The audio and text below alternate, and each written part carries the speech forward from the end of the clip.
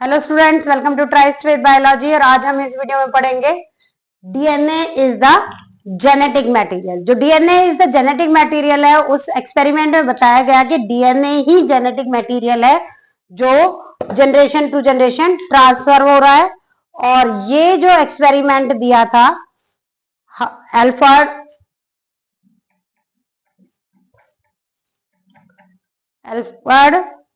Hershey and chess ने दिया था। हर्शे एंड चेस, या तो इसको हर्शे एंड चेस भी लगता होगा, मार्था चेस। तो इसको हम और बोलते हैं हर्शे एंड चेस एक्सपेरिमेंट।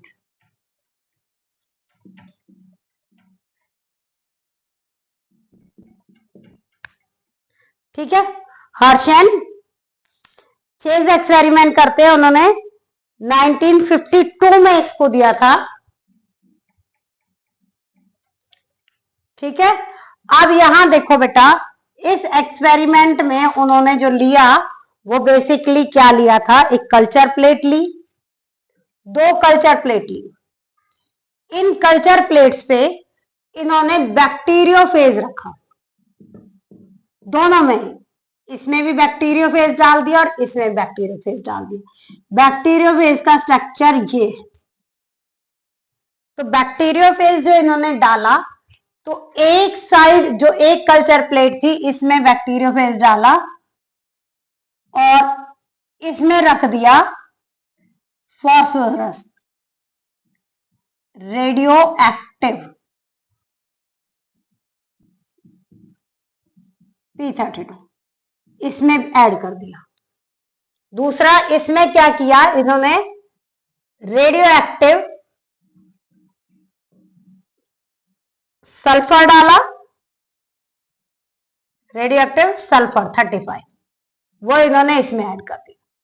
तो जो यहां बैक्टीरियोफेज था,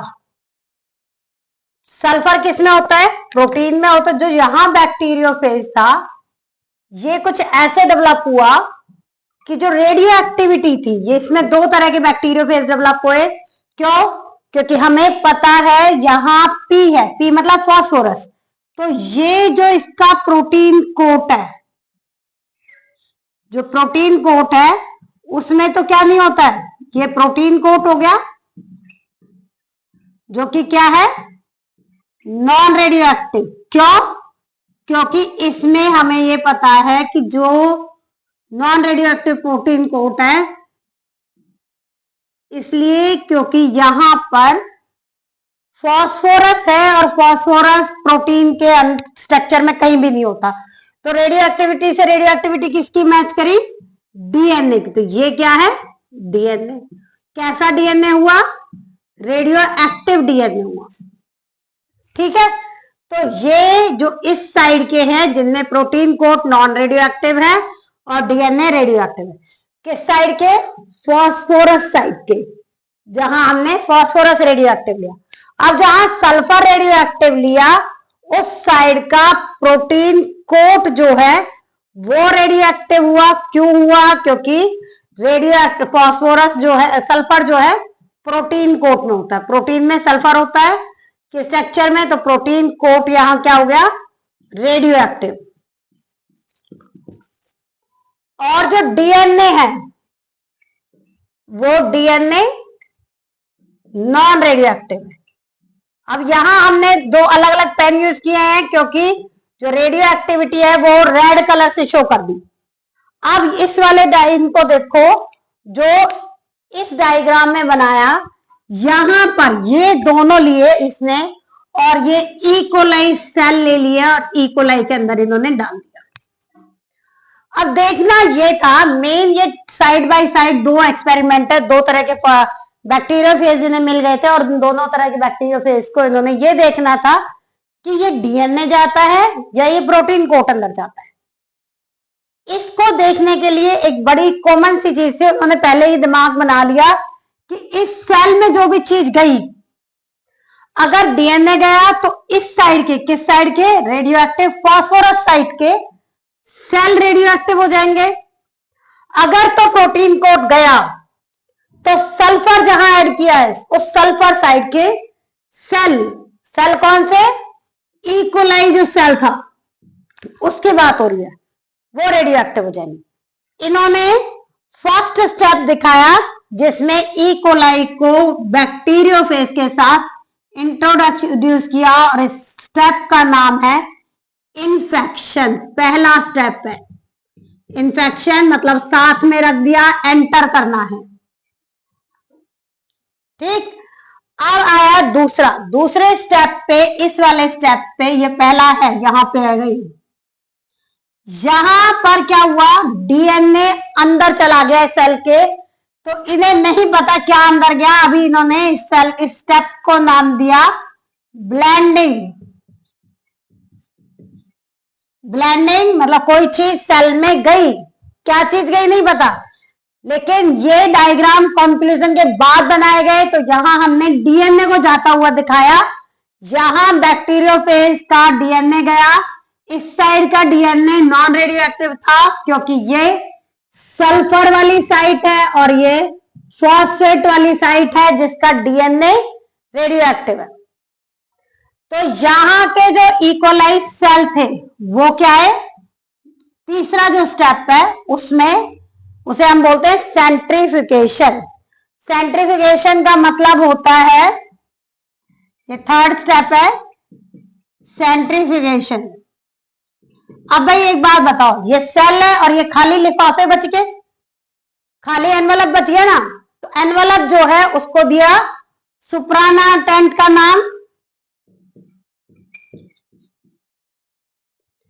सुप्रानाटेंट, और ये इकोलाई है। जो सुप्रानाटेंट थे जो, वो क्या है, नॉन रेडियो एक्टिव,